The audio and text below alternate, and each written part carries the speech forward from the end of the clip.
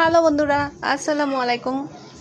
Welcome to my Faizan and blog. সবাইকে welcome my blogging video. তো আজকে পরোটা তৈরি করছি। পরোটার ময়দা যেভাবে ময়ান করতে হয় সেটা তো সবাই পারেন। ঠান্ডা পানি দিয়ে গুলিয়ে নিয়েছি। তো এখন আমি বেলে নিচ্ছি পরোটা বানানোর জন্য।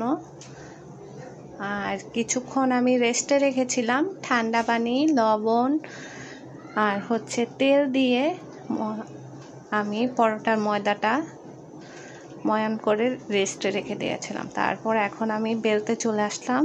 আর এখন আমি পরোটা তৈরি করব। যেহেতু আমি 4 কোনা শেপের পরোটা তৈরি করব, তাই আমি এটা তেল দিয়ে ভাজ করে নেব। তেলটা যেন সব দিকে ভালো মতো হয় সেদিকে লক্ষ্য রাখতে হবে। ভিডিওটি ভালো লেগে থাকলে অবশ্যই চ্যানেলটি সাবস্ক্রাইব করে দিয়ে পাশে থাকা বেল আইকনটা অন করে দিবেন। অবশ্যই লাইক কমেন্ট করে ভিডিওটা শেয়ার করে দিবেন।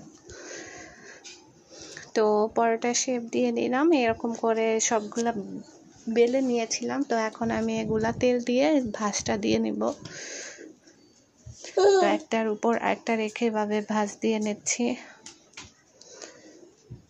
তো তারপর আমি বেলে নিব ময়দা দিয়ে সুন্দর করে। যেহেতু 4 কোনা শেপের পরোটা তৈরি করছি, তাই 4 কোনার মতো করেই ভাঁজটা দিয়ে নিয়েছি। তো এখন আমি বেলে নেব সুন্দর করে। তো চতুর্দিকে এরকম করে ঘুরিয়ে ঘুরিয়ে আমি বেলে নিচ্ছি।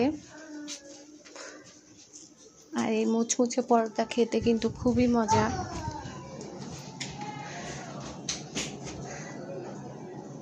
তো এই তো বেলা কমপ্লিট হয়ে গেছে। এরকম করে আমি আরেকটা পরোটাও বেলে নেব।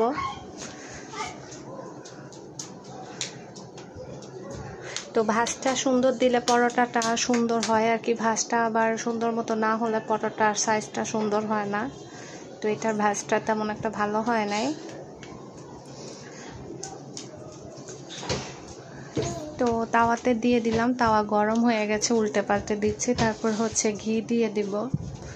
যেহেতু আজকে ঘি দিয়ে পরোটাটা ভাজবো, তো চারিপাশ দিয়ে ঘি দিয়ে দিব। প্রথমে আমি ঘি ছাড়াই ছেঁকে নিলাম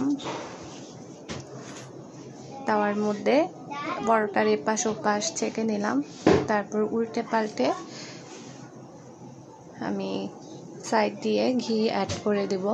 তাহলে পরোটাটা খুব মুচমুচে হয়, মজা হয় খেতে। তো বাসায় বানানো ঘি দিয়ে তৈরি করে ফেললাম মজাদার পরোটা।